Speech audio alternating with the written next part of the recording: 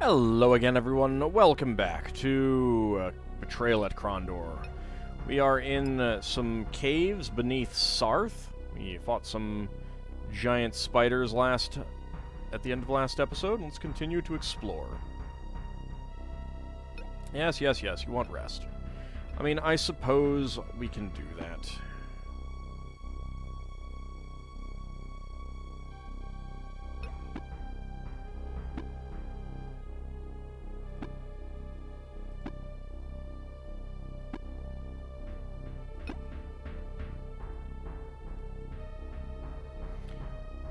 Owen cursed. Dead weight, he said, evaluating the Ring of Brander. We've expended all of its charges. Might be a good idea to get rid of it. I'll keep that in mind. Let's go ahead and light that.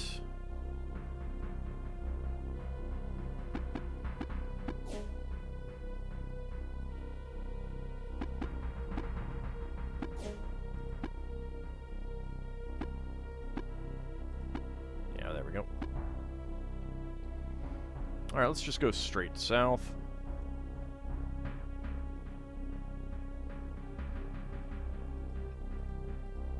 Huh. Okay, dead end.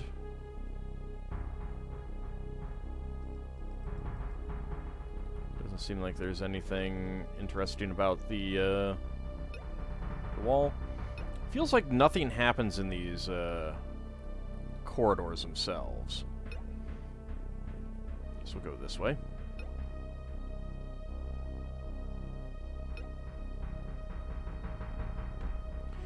Another door. Let's go ahead and bookmark it. Goroth tried the door. It's locked up tight, he said. Think we should take a shot at opening it? Sure, why not?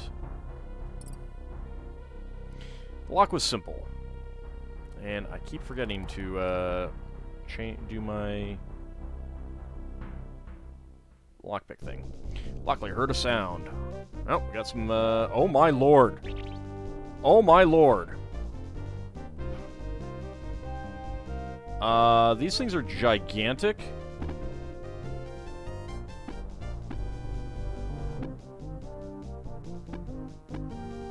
I dislike these tremendously. They seem big and mean and nasty, and I don't like them.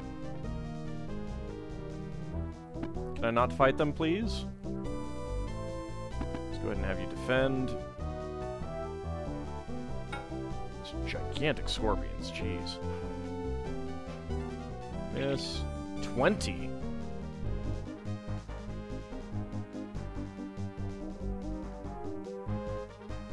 Run away.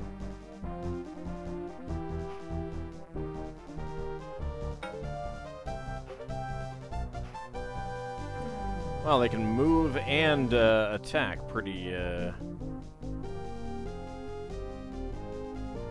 effectively. Shoom, slide on over there. That one is dead. That one is not.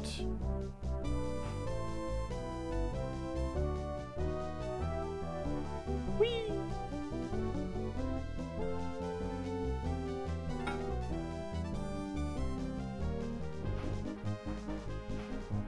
Goroth, why are you being so bad at hitting?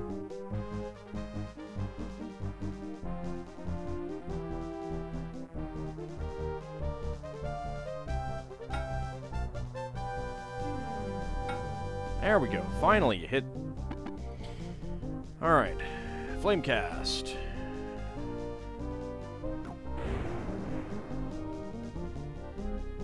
Just get some damage going on that. There we go.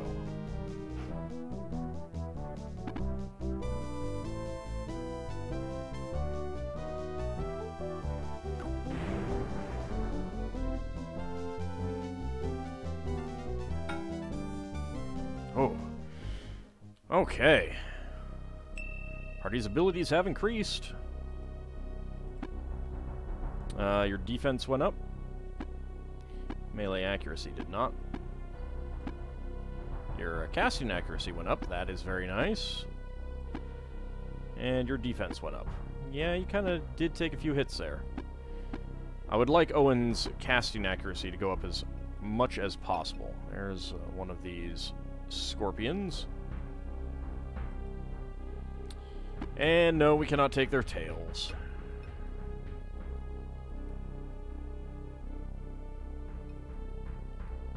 Anything around here other than the dead scorpions?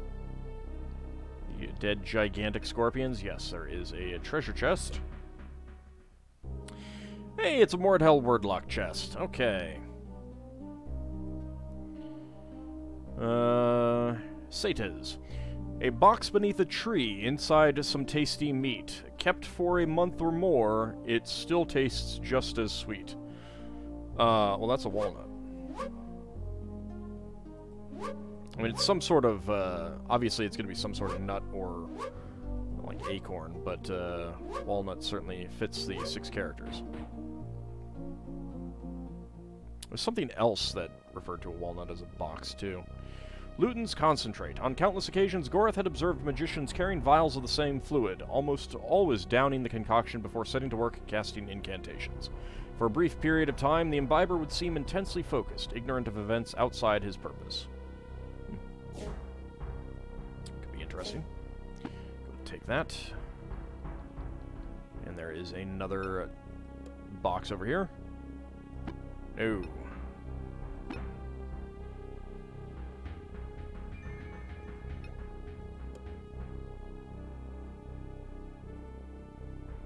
It's trapped. No. Bookmark. The trap was deactivated. Yay! Locklear breathed a sigh of relief and gently lifted the box of the lid. 23 silver coins. Locklear's lockpick ability has increased, and I should have said that, marked that. Oh well. Mistakes happen.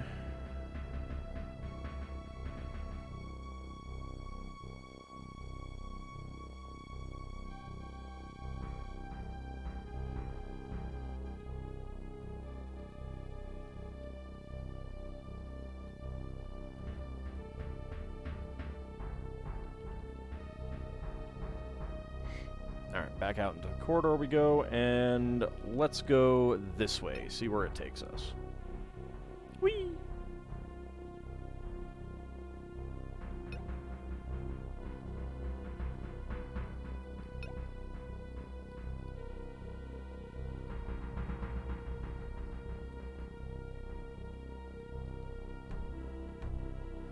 Alright, before we do this, let's go ahead and mark lockpick, turn off scouting and stealth.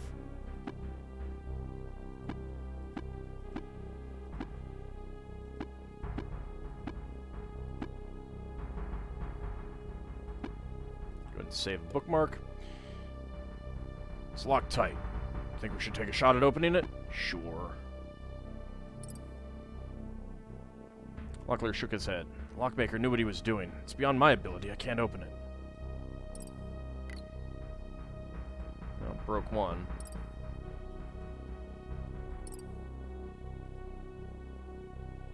I can always go back to my,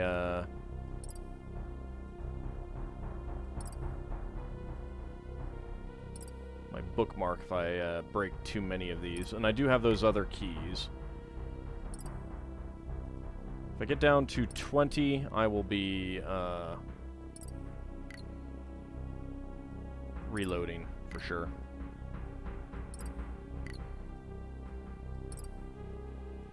Okay. Let's see which of these opens. That is guilders, that is nobles, that is peasants.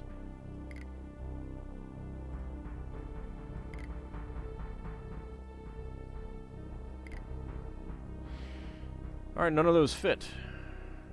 Okay.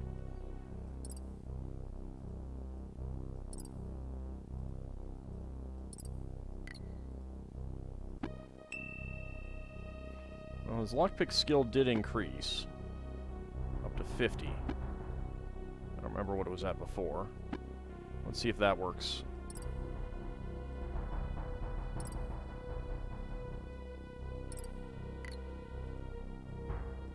I mean, I'm loading up anyway, so...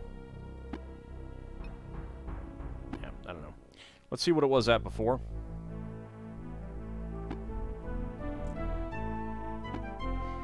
I mean, if he only went up like 1%, I'll try it until like my first lockpick breaks.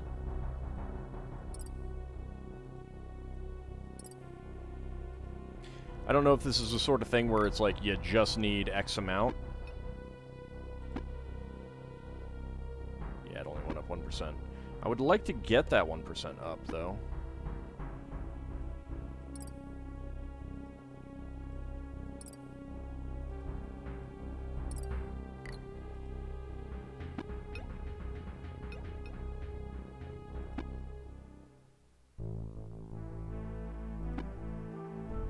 Alright, I don't know how much I'd have to do to actually get that 1% back.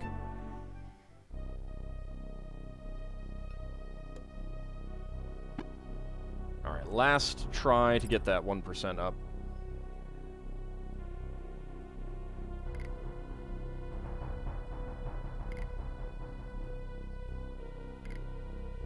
Yeah, those don't fit.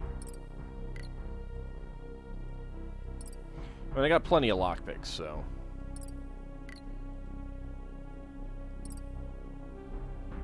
If I get it losing 3 lockpicks, I will be okay.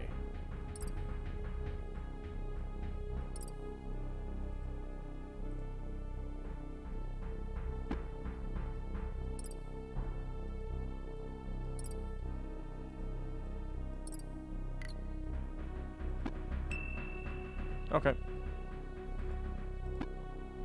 There we go, 50.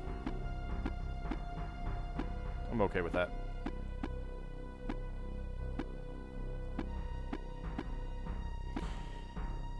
Alrighty, so we're not getting in there yet.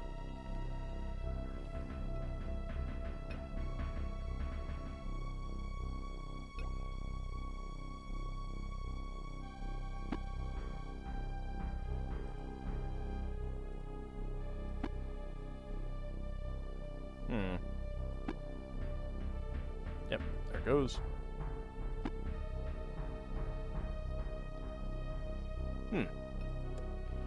It's a tunnel mouth of some kind, Locklear said. Locklear disappeared up the stairs. He returned a minute later, shaking his head. This leads off to a series of complicated mine tunnels. Maybe a passage to the library vaults through there, but without a map or some directions, we would never find our way through. Okay.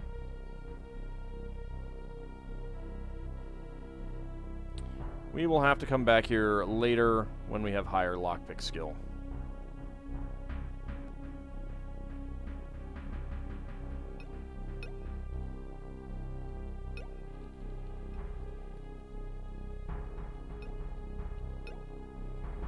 Let's just go ahead and leave. I mean, we got some skills for various things. Fought some giant scorpions and some very large spiders. Daylight filtered in from above. This will be the way back to the main road, Locklear said. Are you sure you're ready to get moving again, Owen? Light guided them. Following the ascending shaft into daylight, they emerged at last on the path leading to Sarth.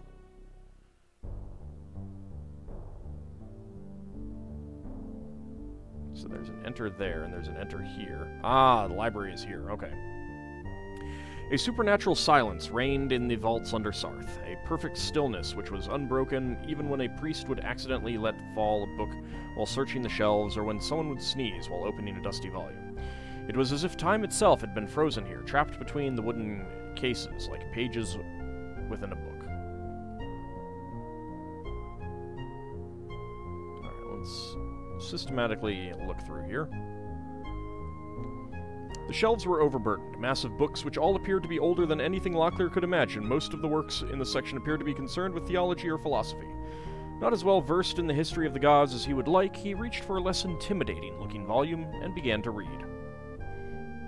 After an expansive description of Kahuli, the god of revenge, and how he was often misperceived by most of the common folk of the kingdom, the book made brief mention of a series of penances required of the faithful, including an odd practice known as mortification, in which they starved themselves to make themselves worthy to the temple. It also listed the fact that the most frequent petitioners into the temple were assassins.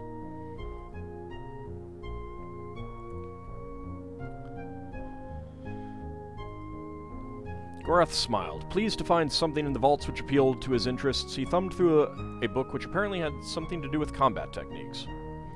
Gorath scoffed as he began to read, realizing the author had little or no idea about the actuality of fighting hand-to-hand. Disgusted with it, he shoved the work summarily back into the slot from which he had pulled it. Examining the shelf full of volumes, he muttered to himself, "There must be another book here more helpful than that one."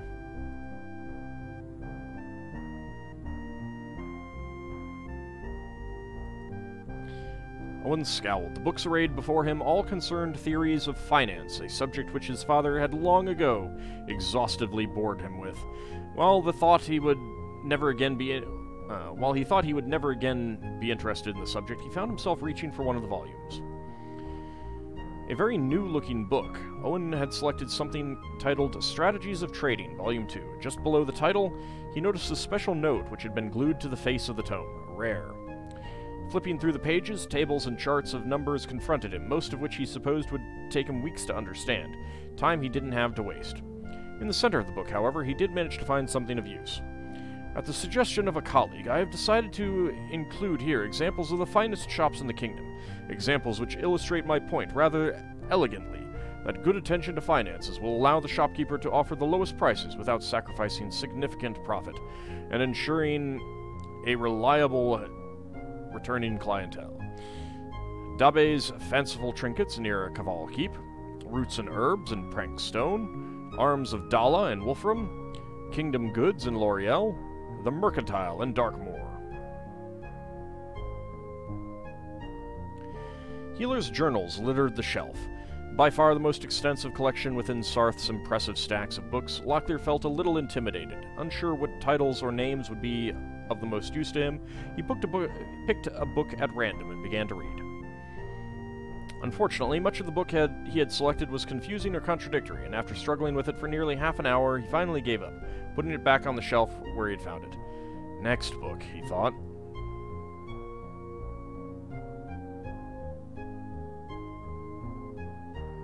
Okay. Well, that finance book actually did have something good. Oh, there are new things. Quickly, he felt himself drawn into the book, apparently a journal which was kept by a healer who had traveled with one of the larger military companies of Borden. While it actually dealt very little with the actual practice of healing, it did have a few useful bits of information. In comparisons, it has seemed that herbal packs by far offer more beneficial effects, but only in as much as they will do more for the injured in question over an extended number of days. Usually, however, my patients have been near death and in need of the more immediate healing effects of restoratives.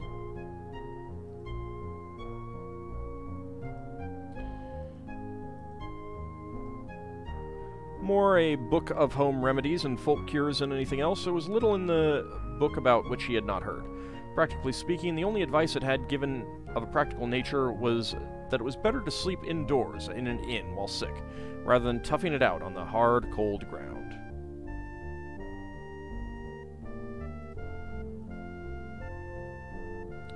After skipping a fairly lengthy discussion about the benefits of various herbs, he found a list of fairly obscure potions and their effects, most of which he had never even heard. One item listed, however, was a familiar potion which he had caused to use on many occasions in the past.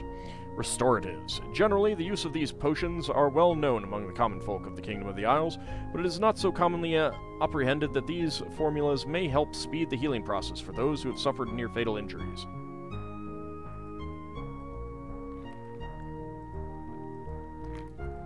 Alright, have I read all of them? Yeah, it looks like it. Yep. Alright.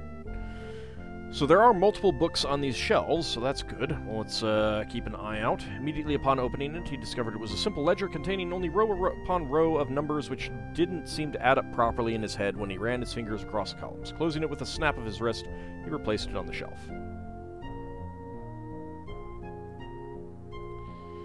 A pitiful remnant of what was once a wonderfully scribed book, numerous pages appear to have been ripped out whole, leaving only the ragged remains at the edges. Disheartened, Locklear glanced quickly at what was now the top page before closing it and returning it to the shelf. Many make the mistake of believing that a general goods store will offer the best prices on jewels. In practice, it is by far better to sell to a store which has emeralds, diamonds, and rubies on display.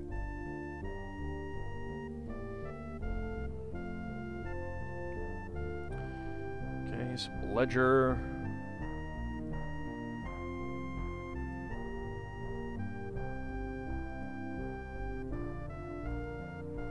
Any other books? Strategies of trading. Okay. I think that's, yeah, it looks like it's just randomly... No one keeps grabbing the same book. I don't know why.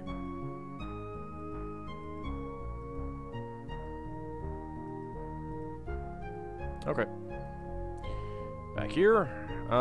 Beginning as a basic soldier's text, it seemed there would be little of value to be found in the book. But moments before he closed it, he stumbled across a treasure house of information in the last chapter. This last chapter is reserved for the most well-prepared of soldiers, who are also familiar with the enemies they are to face on the battlefield. With an adequate amount of information before a battle, it is entirely possible for an enemy to be defeated even when the enemy has the advantage of surprise, providing you learn what their natural weaknesses are. By exploiting this feature, it is possible to take down enemies who might otherwise seem unkillable. Based on reports gathered from soldiers from different battle situations, it would seem that the following things tend to be true. Trolls in general seem to take more harm when they are attacked with any form of magic, but they likewise are quite resistant to physical harm. When fighting magicians of any stripe, it seems they generally are poor when it comes to hand-to-hand combat, though there are exceptions to this rule. Though wyverns have never, to my knowledge, been exploited for use in battle, farmers troubled by the red variety have spoken of good results when attacking with blades prepared with an Althaphane's Icer. I highly suggest that in the future you attempt to take notice of similar weaknesses and resistances so you may use your resources to the fullest advantage.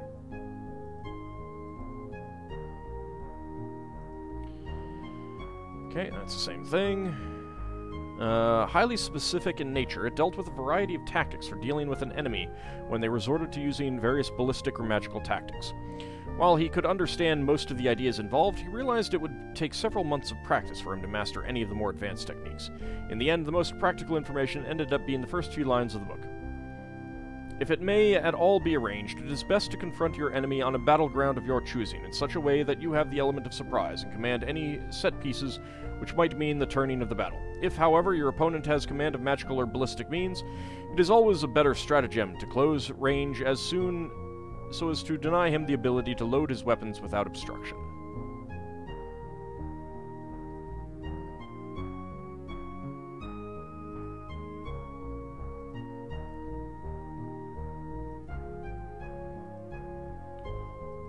Okay. That seems to be it. That's a Kahuli one.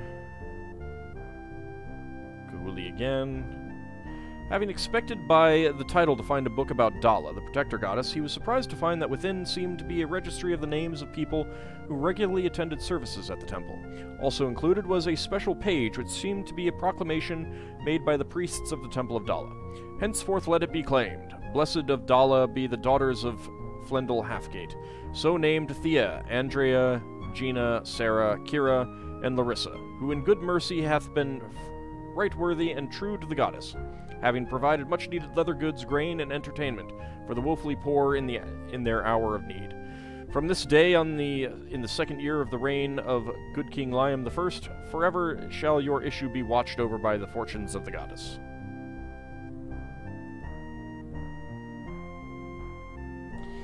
Just a few pages into the text, Locklear realized it was yet another book of dogma, though its author put a few new spins on religious theory he had been unaware of. After flipping through a chapter, he replaced the tome where he had found it. Perhaps there is a more informative book on this shelf, he thought. Thankfully, the contents of the book on Sung, god of purity and healing, were relatively light and easy to read, though it told him little he didn't already know about the Temple of Sung and its tenets. I wonder if that really is supposed to be tenants, as in people occupying it, or tenets. T-E-N-E-T, which is, you know, like the beliefs. Before closing it, he did take special heed of the fact that it implied that the Temple of Sung offered more extensive healing powers than those offered by any other temple.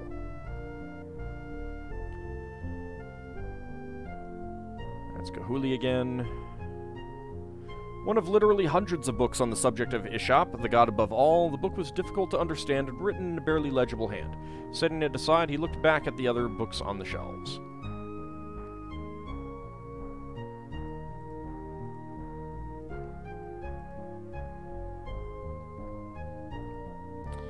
Okay. Last look. Second last look. Kahuli. Alright. I think that'll be it.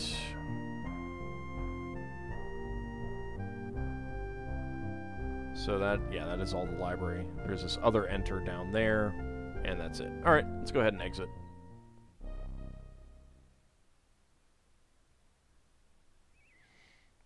We are back outside on the road. On the road again. Alright, from here, I am going to keep going. But, we need rest, apparently. Let's go ahead and zoom out a bit. Go ahead and just rest until that point. Also, need to, distribute some rations again. Oh.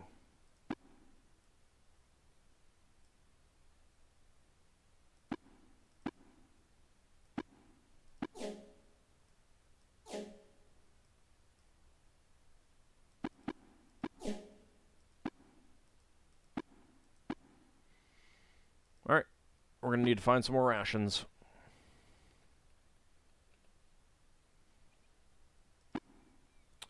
What do I have? That? Alright. What do we have here? A garden was nearby. Wrinkling his nose at the smell of fresh fertilizer, Owen pointed out a small cloud of dust that rose off the roadside. Within the cloud, a mushroom-shaped man was hard at work, his hoe rising and dipping over a row of budding pink potato eyes. Flashing his irrepressible smile, Locklear crept up behind the monk. I half jumped from out of my robes. Hello there, strangers. It is Brother Mark. I hope we aren't disturbing you. No, I was about to leave the garden anyway. A busy hand set the mind to work, you know. On your way to Sarth? Perhaps, brother? Brother Mark of Sarth. Glad to meet you. We don't get many Illerati here. Books don't seem to interest the commoners as much as gold or wenching, but we have scholars enough, all going blind from reading worm-eaten books and a dozen boys scribbling away their youth in our vaults. It is an unusual place. I have a friend who visited here once. He told me that you worship the god of knowledge. They do say that, yes, and I suppose after a fashion it is true. If there is a question that can be answered in no other place, your best hope is to look in our vaults. Well, tell me about your vaults, then. Is it permitted for outsiders to browse the books in the vaults? I'd be interested in looking them over. It's fine with me, but it's Brother Anthony you may have to convince. He doesn't like strangers wandering around down there without supervision. We have a number of rare and valuable books, and it would be the worst kind of tragedy to lose them to a casual browser.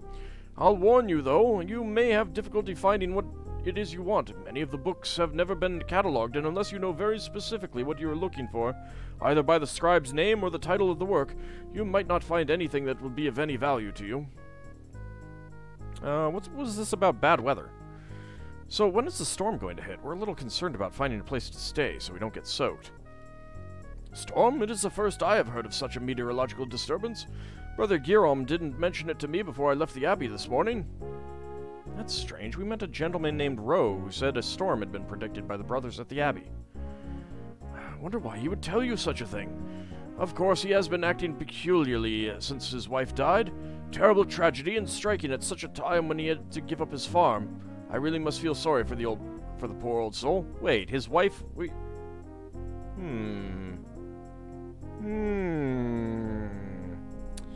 Suspicious. What about the road south? Are there any hazards on the road south from here to Krondor? We are in something of a hurry. Sorry, I couldn't help it. And I would hate to run into any unexpected delays. I haven't heard any complaints from the travelers that have been through here in the past few weeks. I don't think the mercenaries that stopped by to speak to Brother Dominic said anything of it. Mercenaries? They're not in Quegian press gangs, are they? Oh, not to my knowledge, no. These lot landed just south of Questor's View on a ship called the Foam Spinner. As much as they've been up and down the road, I assumed they were in on shore leave. Were there many of them? Many of them? If you laid them head to foot, I imagine you could walk across the Straits of Darkness without getting your feet wet. It seems one of those Quegian galleys can carry a small village from one place to another. What about any inns? You know any good inns in the area? I think I might sleep a little better if I could bed down in something other than cold ground tonight. Well, there are a few. We might try Babin's Hostel in Questor's View or the old Bywater Inn. If it weren't for my duties here, I would be half inclined to join you. Some acolyte somewhere has been trying his hand at dream sendings, and I have not had a good night's sleep in weeks. Dream sendings? It's a way to send messages over long distances. Only certain magicians have the talent for it. Whoever it is, they can't be too far away because his images are fairly strong. What do they seem to be trying to say? Oh, I'm not certain. The images are too disjointed, though now I think of it, I thought I had seen your elf friend's face before. Now I know why. His face was in the sendings. Okay. What about casting? Do you know anything about spellcasting? Oh, I know a little of it, though Brother Dominic knows more about it than I. As soon as he finishes his studies on Quegian civil codes, I'm certain he would be more than happy to sit down and talk to you about it. He should be only another 2 or 3 months at it, I would think. I'm afraid we don't have 2 or 3 months to wait. Why don't we leave the brother alone, nephew? Now, don't discourage the boy from asking questions, or he'll become afraid to question anything. I think I might have some time to teach him a bit about focusing if you can spare a few sovereigns, say 50. Is that acceptable to everyone? Not right now. Really, we have other things we must do. We appreciate the offer nonetheless. If you change your mind, the offer will stand. Okay, goodbye. Seems we at least have a few things to think about. Thank you, Brother Mark. Always a pleasure to help. Come back and visit me again. Perhaps you will. Goodbye. Pardon me. Accuracy casting.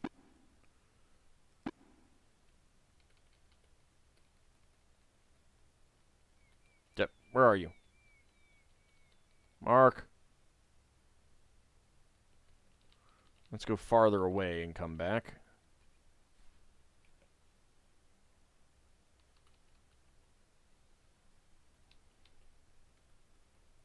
He said the offer would stand.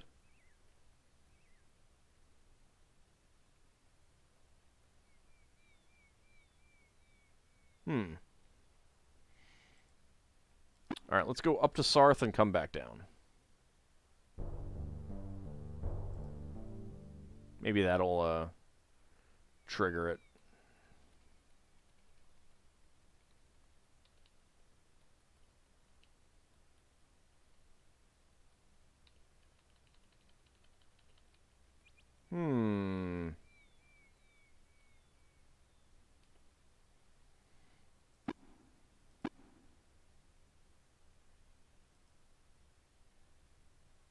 Let us rest a day. How's that?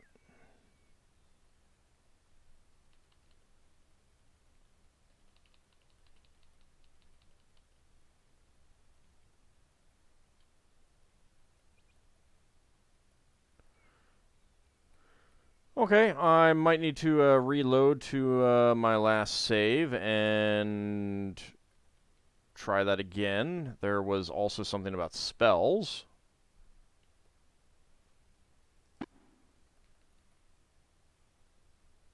Let's just go up north for a little bit. Maybe getting far enough away will trigger this.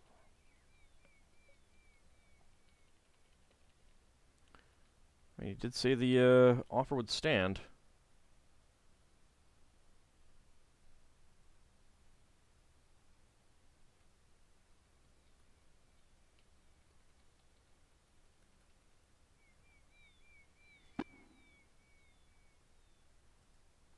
Gonna need to buy more rations at this rate.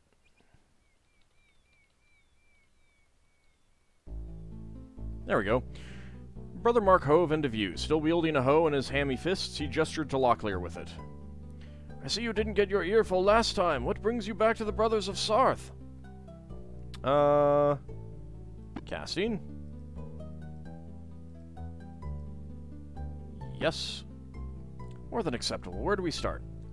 Ah, an enthusiastic student. Delightful. This will be a pleasure to teach.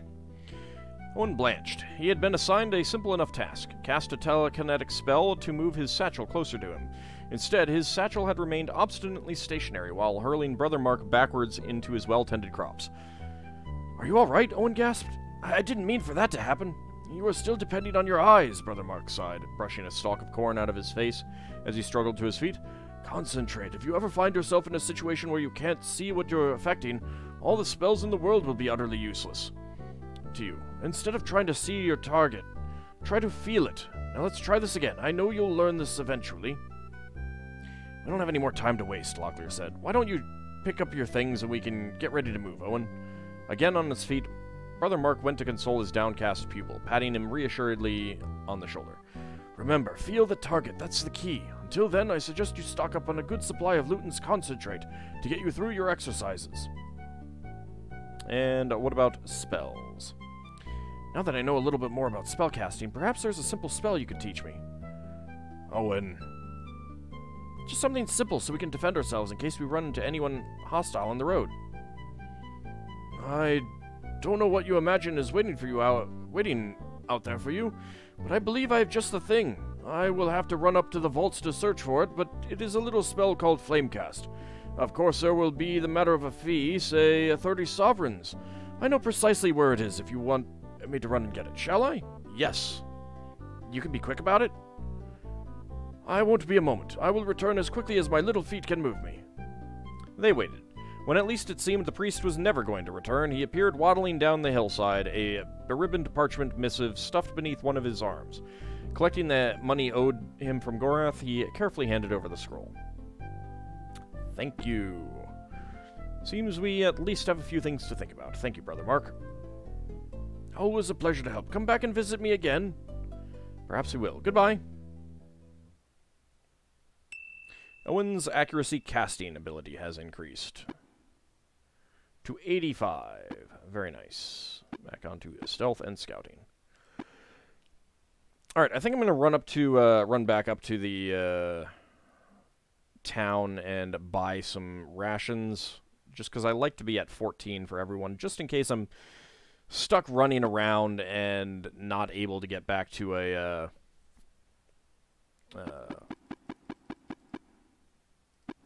town or something like that. Anyway, that's going to wrap it up for this episode. When we come back next time, we will continue to head south and then continue to avoid Krondor. See you next time, everyone.